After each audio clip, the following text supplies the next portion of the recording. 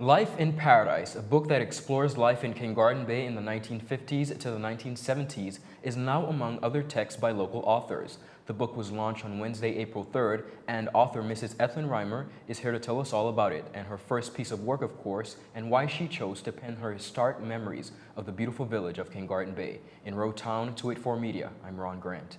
Get online today with CCT Go Fast LTE. Simply select from any one of our Go Fast LTE plan options. Each plan offers unlimited wireless residential internet and are priced to suit your budget and required data speed. Stop by any one of our locations and speak with one of our representatives. And get online with Go Fast LTE, the BVI's preferred choice for reliability, speed, and affordability. CCT Life Unlimited.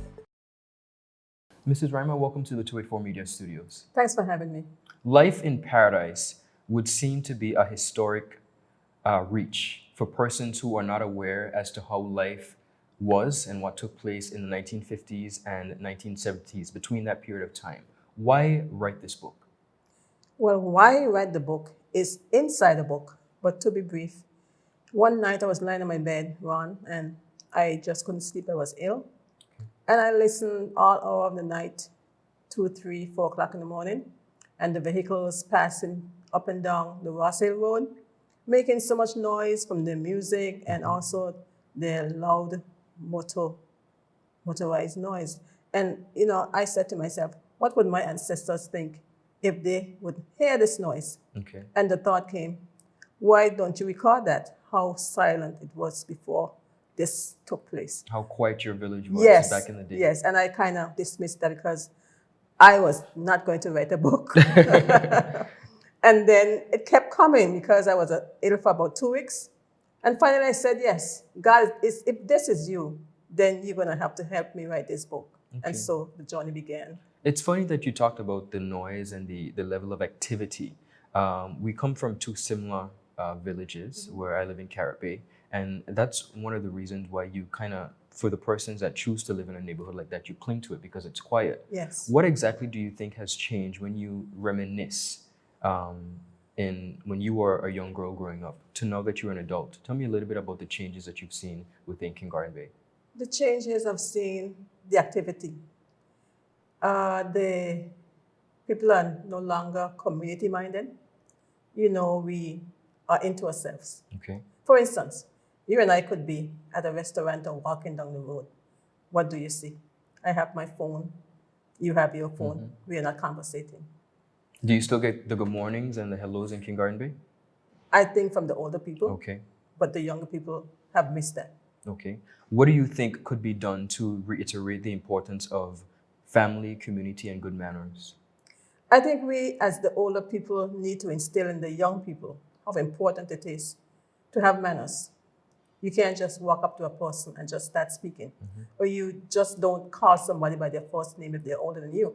That was how I grew up. Okay. And we need to instill in our young people, the ones that live in our homes, that, you know, manners, as old people say, make it man.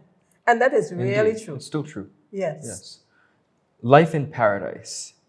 Tell me a little bit about some of your childhood experiences growing up in Kingarten Bay. There are a lot in the book. But for instance, I was an outdoor girl, a tomboy. Everything the boys did, you wanted to do. I did. Okay. I didn't climb the trees, but I played the games. And I was like a fish in the water. I spent morning until night in the water. Okay. So my childhood was very enjoyable. We were outdoor people. We had fun. You know, nowadays you hear a kid say, I'm so bored. Mm-hmm. One, we knew nothing about being bored.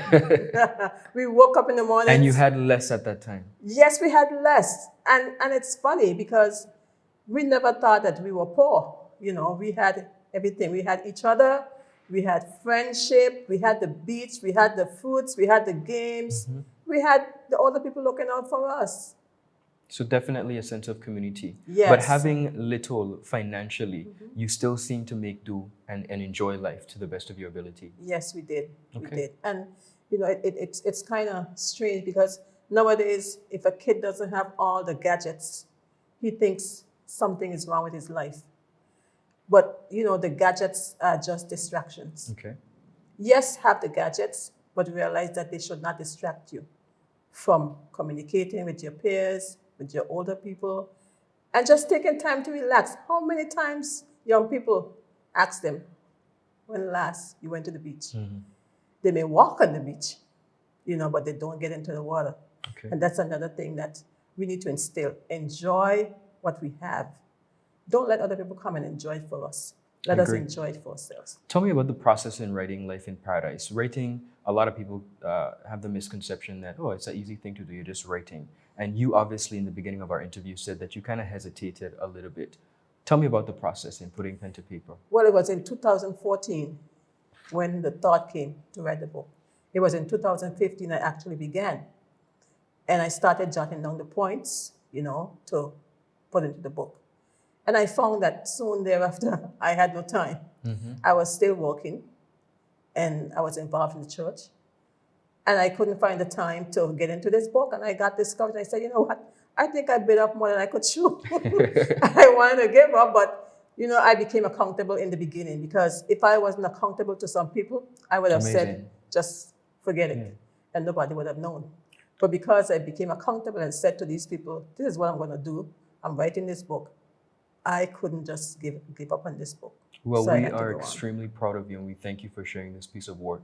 What can persons who have not read the book yet or have not received the copy, what can they look forward to the most when reading? They can look forward to the events that have happened in King Garden Bay and also in my life. They can get to know me better. Okay. They may think they know me, but by reading the book, they get to know me better. They get to understand what life was like back then in comparison to what it is now.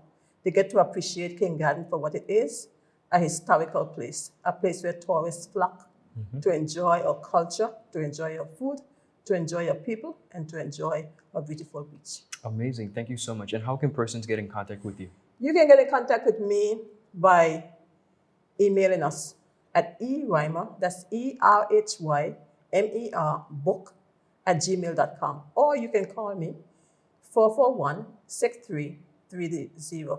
Let me repeat that, 441-6330. Wonderful. Ladies and gentlemen, you heard it here first. 284 News, Life in Paradise, a look back at the beautiful village of King Garden Bay, taking place in the 1950s to the 1970s. When you need to stay connected with friends and families at home or abroad, the best choice for you is Freedom. CCT Freedom. With the lowest rates in the market, our Freedom plan gives you unlimited calls and texting. Plus, our Freedom One package includes 10 gigabits of super fast, unlimited LTE data and unlimited calls to the BVI, USA, USVI, Canada, Puerto Rico, and UK lines. Why pay for overages when you can enjoy CCT Freedom? Stop by at one of our stores today and speak with one of our representatives to find out more about our CCT Freedom packages.